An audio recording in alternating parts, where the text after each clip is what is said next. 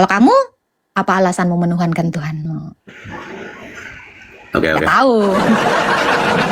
Ya lah, kalau sampai Islam nanti situ nanti jadi mualaf lah. Nggak apa-apa. Coba aja. Soalnya saya dari sana kok. Lain Coba, kali. apa alasanmu kamu menuhankan Tuhan? Nggak usah nanya lah. Kamu itu sepenuhnya anak mamamu atau separuh anak mamamu? Saya tanya balik. Anda separuh anak apa separuh manusia? Enggak, saya sepenuhnya anak, saya sepenuhnya manusia. Loh, bukan Loh, begitu. saya sepenuhnya anak, mana ada separuh? Bukan Saya tanya begitu. Anda, separuh anak itu gimana? Saya tanya, separuh anak itu kayak gimana sih? Allah Subhanahu wa Ta'ala yang menciptakan langit dan bumi. Dalilnya mana? Oh, banyak. Satu Di aja Al-Baqarah sebutin, ada. jangan banyak, satu aja Iya, di sebutin. Al-Baqarah ada. Baca, Ada. Hah? baca satu. Emangnya mengerti? Baca aja, kau aja nggak ngerti. Kalau kau ngerti kan kau jelaskan. Banyak. Nggak usah dibaca. Percuma juga dibaca. Shalom Bapak Ibu Saudara-saudari terkasih. Selamat datang di channel Juru Selamatku. Sebelumnya jangan lupa subscribe, like, dan bagikan tentang kebenaran Tuhan kita yang besar, dahsyat, dan penuh kasih. Pembahasan kali ini akan disampaikan oleh apologet Kristen yang sangat luar biasa, yaitu Saudari Agatha. Beliau akan berdiskusi dengan beberapa umat muslim yang bertanya tentang iman Kristen. Dari diskusi kali ini, pertanyaan umat muslim mampu dijawab oleh Saudari Agatha, namun mereka tidak bisa menerimanya dengan logika. Tanpa panjang lebar, saya ajak Bapak Ibu Saudara-saudari untuk melihat diskusi yang sangat menarik ini, tentunya bisa menambah wawasan dan menguatkan iman kekristenan kita.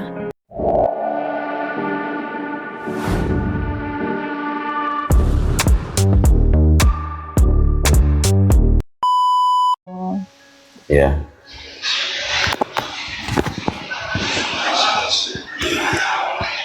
Mau bertanya nih? Boleh, silakan Pak Sugiro, bertanya dengan akhlakmu. Aku baru masuk soal ini belum. Pak Sugiro, Islam atau Kristen? Islam. Oke, silakan. Mau bertanya apa Pak Sugiro?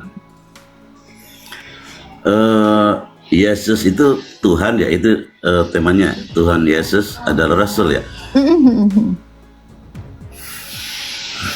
Berarti di Kristen itu Yesus itu Tuhan ya. Tuhan dan Rasul. Kok Tuhan dan Rasul? Iya dong. Tuhan aja kali. Tuhan apa Rasul? Oke. Kamu laki-laki atau seorang bapak? Oke. Kalau begitu berarti Kamu seorang laki-laki atau bapak? saya laki-laki. Berarti nggak seorang bapak? Nah, bapak juga, bapak dari anak-anak. Oh, nggak boleh atuh. Laki-laki aja atuh. Tapi kamu maksa Tuhan saya harus jadi Tuhan aja atuh. Nggak boleh jadi Rasul juga. Kamu juga. Saya paksa. Jadi laki-laki aja atuh. Jangan jadi bapak. Gimana? Logis ya? Enggak, yang saya mau tanyakan ini Mbak. Kalau Tuhan Yesus itu berarti dilahirkan ya? Keilahiannya itu tidak dilahirkan, tapi sudah ada dalam kekekalan. Yang dilahirkan itu adalah kemanusiaan Yesus, bukan keilahiannya. Karena Tuhan saya tadi kan udah saya bilang, Tuhan juga Rasul, Allah juga manusia. Allah dan juga manusia, seperti itu. Bingung juga ya kalau itu ya. Aku juga bingung, Bukannya- Pak. Kamu bukannya ini laki-laki atau seorang bapak, aku juga bingung. Dilahirkan Kamu seorang dari- suami nggak, Pak? Saya tanya. Ya udah itu aja, ini aja yang fokus ini aja. Kan. Bukannya ini Tuhan itu dilahirkan dari Bunda Maryam. Kemanusiaannya, bukan keilahiannya. Yesus itu ilahi dan manusia. Oke. Kalau kemanusiaannya dilahirkan ya, benar ya? Dilarikan. Dilahirkan. Oke, ya. Berarti itu Tuhan itu anak Bunda Maryam ya? Ya, dia Allah dan juga dia manusia, kan dari tadi udah dijelasin. Oke. Tentu kemanusiaannya adalah anak Bunda. Logikanya anak sama ibu Tuhan mana itu? Keilahian Yesus lebih tua. Lah Yesus kan anak Bunda Maryam. Kemanusiaannya yang lebih mudah, tapi keilahiannya sudah ada sebelum dunia ini ada. Yohanes 17 ayat 5. Ada dalilnya. Jadi kamu jangan ingat hanya kemanusiaannya. Kamu ingat juga dong dia adalah Allah. Jangankan sebelum Bunda Maria, sebelum dunia ada pun dia sudah ada.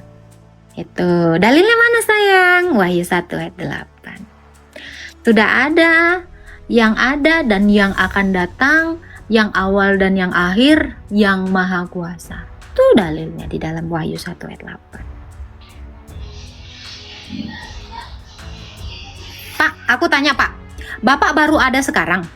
Saya baru tahu, baru Enggak, Bapak baru ada sekarang atau waktu dilahirkan ibu Bapak? dilahirkan dong. Aku kan taunya kamu sekarang aja tahu-tahu udah tua. Mungkin kamu nggak pernah dari dilahirkan, kamu udah tua aja. Itu juga dengan pertanyaanmu, kamu hanya kenal Yesus ketika dia jadi manusia. Sebelum dia jadi manusia, dia sudah ada dalam kekekalan. Seperti itu analoginya. Jadi kamu juga dulu pernah jadi seorang anak sebelum jadi bapak, sebelum jadi seorang suami. Gitu. Tapi kan kamu mau fokus kepada kebapaanmu aja. Kamu nggak fokus bahwa kau dulu juga ngompol di celana. Waktu kecil. Gitu. Beda Mbak. Saya cuma mau ngasih analogi aja. Kenapa sih itu percaya sama Tuhan Yesus itu dari mana? Oke. Saya percaya Tuhan Yesus itu karena satu alasan.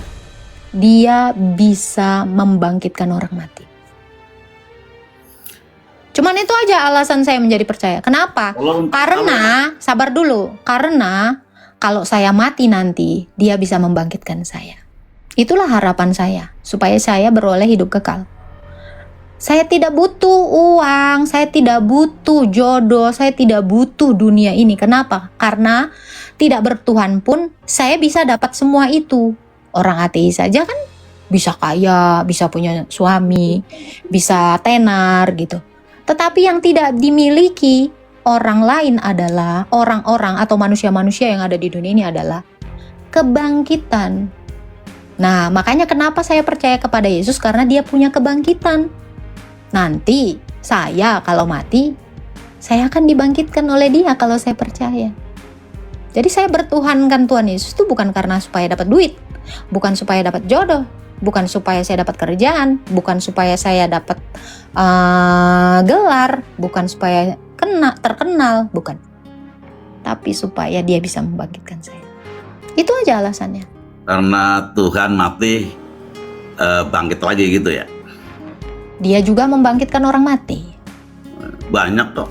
Wahyu, Yohanes 5 ayat 20 dan 21. Dia membangkitkan siapa saja yang dia kehendaki. Karena itu, karena kebangkitan yang dia lakukan itu, makanya saya menyembahnya. Kalau dia tidak bisa membangkitkan saya nggak mau menyembah dia. Kenapa? Oh, berarti intinya kalau ada orang mati dibangkitkan lagi itu kamu percaya? Kalau misalnya orang lain ada yang kalau dia bisa membangkitkan orang mati, Tuhan ini bisa membangkitkan orang mati. Kan Tuhan saya ini Tuhan yang bisa membangkitkan orang mati. Jadi kalau ada Tuhan ngaku A, B, C, D, tetapi dia tidak bisa membangkitkan satu semut saja, ngapain saya percaya? Nggak ada kuasanya gitu loh. Sia-sia gitu. Kalau sekedar Tuhan mau menyediakan uang ya, saya kerja aja bisa dapat duit. Nggak butuh Tuhan saya untuk dapat duit. Yang saya butuhkan itu adalah kebangkitan. Yang dibutuhkan semua manusia itu adalah kebangkitan. Sebab apa? Orang kaya mati, orang terkenal mati, orang pintar mati, orang berkuasa semuanya mengalami kematian. Yang semua orang tidak punya itu adalah kebangkitan. Makanya kenapa orang bertuhan. Tuh, kalau sekedar mau dapat duit, mau dapat perempuan banyak, itu banyak duit aja kau itu bisa dapat semua itu. Tetapi kebangkitan ini mahal. Tidak bisa diberikan Allah abal-abal, tidak bisa diberikan dokter, tidak bisa diberikan ilmuwan, siapapun tidak bisa memberikan kebangkitan kecuali Yesus. Yohanes 11 ayat 25. Akulah kebangkitan dan hidup. Jadi dia bisa memberikan kebangkitan dan juga hidup. Itu alasan saya kenapa menuhankannya. Kalau kamu, apa alasanmu menuhankan Tuhanmu? Oke. Gak tahu. Kalau sampai Islam nanti situ nanti jadi mualaf. Gak apa-apa. Coba aja. Soalnya Udah. saya dari sana kok. Lain Coba. kali. Apa alasanmu kamu menuhankan Tuhanmu?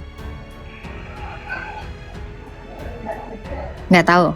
Ya udah, imani aja ya Pak ya. Bye. Menyala Tuhanku, menyala kebangkitan dan hidup. Tuh, jadi lu semua kalau percaya Tuhan Yesus cuman gara-gara cuan, lu nggak butuh Tuhan untuk dapat duit. Karena banyak orang gak beragama banyak duit. Banyak orang gak beragama terkenal. Hanya orang-orang on yang memilih Tuhan cuman gara-gara mau tenar. Menyala onengku, duta SDM rendah. Kalau lu cuman mau terkenal, ya, siapa namanya? Miss Garmek juga terkenal gara-gara dia Garmek. Kalau mau terkenal itu gampang, nggak perlu ganti agama, Cok. Ya, gua himbau lu itu cari Tuhan yang bisa membangkitkan lo dan bisa menghidupkan lo, memberikan lo hidup kekal. Sisanya nggak usah. Kenapa? Karena itu yang nggak bisa didapatkan manusia. Kalau cewek-cewek banyak, ya, itu bisa didapatkan tanpa Tuhan. Tuh, lihat banyak orang punya cewek gonta-ganti, iya kan? Itu mah terlalu simple, gitu.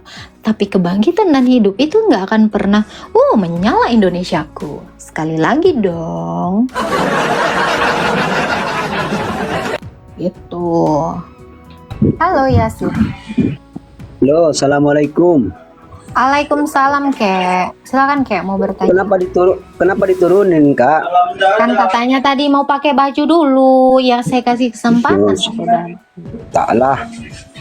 Oke, kakek Mana ada tanya saya apa ngomong Kek? seperti itu? Bukan, saya ingin mempertanyakan Tuhan Yesus adalah Rasul, begitu ya maksudnya? Betul. Iya betul Kak. Betul. Jadi artinya kalau Tuhan Yesus adalah Rasul, Selain berarti Tuhan, seperti- artinya Bukan. selain Tuhan, dia juga Rasul. Itu artinya. itu artinya separuh Tuhan, separuh Rasul, begitu. Bukan. Kakek ini seorang anak atau seorang laki-laki? Ya, aku Kalau seorang kamu anak. anak dan laki-laki, apakah kamu separuh anak, separuh laki-laki? Aku seorang anak. Separuh dong, karena udah dibagi sama laki-laki. Loh bukan, Separuh maksudnya begini. kakek-kakek, separuh bapak-bapak, separuh suami. Ini Ya dia, ini dia ini kalau begini. Begini maksudnya Kak, kalau separuh Tuhan, separuh Yesus, Saya tidak pernah mengatakan ada separuh Tuhan, separuh Yesus. Dia Lo kan- sepenuhnya Allah, sepenuhnya manusia. Dalilnya Kolose 2 ayat 9. Dalam kemanusiaannya, dalam jasmaninya, berdiam seluruh kepenuhan keilahian. Dengerin dulu kakek gayung yang hitam. Ayatnya jelas dikatakan dia itu sepenuhnya Allah, sepenuhnya manusia. Karena dia adalah firman Allah yang datang menambahkan kodrat manusia. Jadi jangan diparu-paru. Separuh nafasku nanti Tuhan hilang kalau Yesus diparu-paru. adalah Rasul. Itu artinya separuh Tuhan dan Rasul. Bukan, jangan diartikan gitu. Makanya saya tanya, kamu nih separuh manusia atau separuh laki-laki? Bukan, saya separuh anak. Nggak ada. Ini gini ya kayak ya. Jangan membohongi hidupmu yang sudah mengerikan ini. Siapa bilang kau separuh anak? Kalau separuh anak gimana itu? Menyala separuhku. Saya tanya balik. Nggak usah nanya lah. Kamu itu sepenuhnya anak mamamu atau separuh Saya tanya anak balik, anak mamamu? Saya tanya balik. Anda separuh anak apa separuh manusia? Enggak, saya sepenuhnya anak, saya sepenuhnya manusia. Loh, bukan Loh, begitu. saya sepenuhnya konsepnya. anak, mana ada separuh? Bukan Saya tanya begitu Anda, konsepnya. separuh Bukan begitu. anak itu gimana? Saya tanya, separuh anak itu kayak gimana sih? Nah, makanya aku tanya itu. Nah, makanya tidak ada narasi separuh anak. Saya sepenuhnya anak. Jangan dibilang separuh, ini otak kamu yang separuh. Hah? Otakmu aja yang separuh. Jangan kau bilang aku separuh anak. Ih, sejak kapan aku jadi separuh? Aku utuh nih. Manusia utuh. Bisa-bisanya kau mendustai matamu itu. Kecantikanku ini sangat full. Menyala cantikku. Enak aja lu bilang separuh. Gue tanya 1.200 orang sini, emangnya gue separuh wanita? Gue tanya, separuh atau utuh? Demi menjalankan kebohongan otakmu, kamu bilang kamu separuh.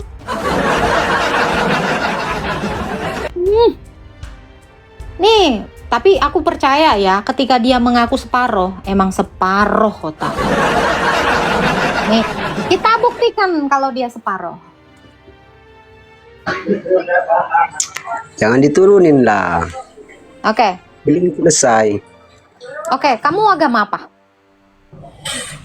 Alhamdulillah Muslim Islam. Oke, Tuhannya siapa? Allah Subhanahu wa Ta'ala yang menciptakan langit dan bumi. Dalilnya mana? Oh, banyak. Satu Di aja Al-Baqarah sebutin, jangan banyak, satu aja Iya, di sebutin. Al-Baqarah ada. Baca, Al-Imran ada. Hah? baca satu. Baca satu. Emangnya mengerti? Baca aja, kau aja nggak ngerti. Kalau kau ngerti kan kau jelaskan. Banyak.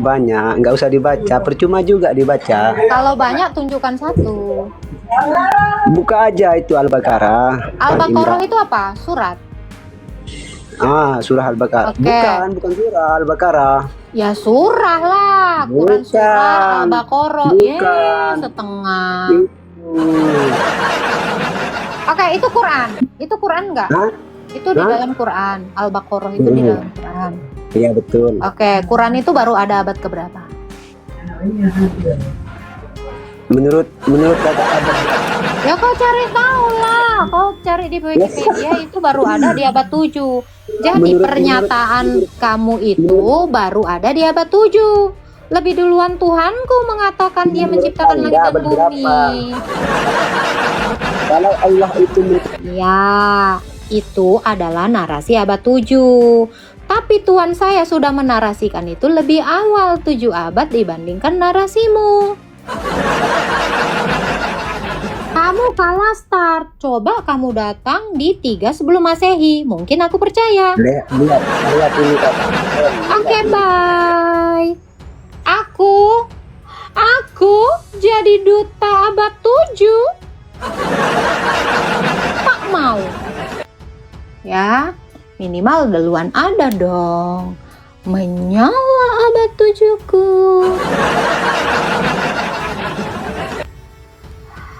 Ya kamu kalau mau klaim boleh-boleh aja.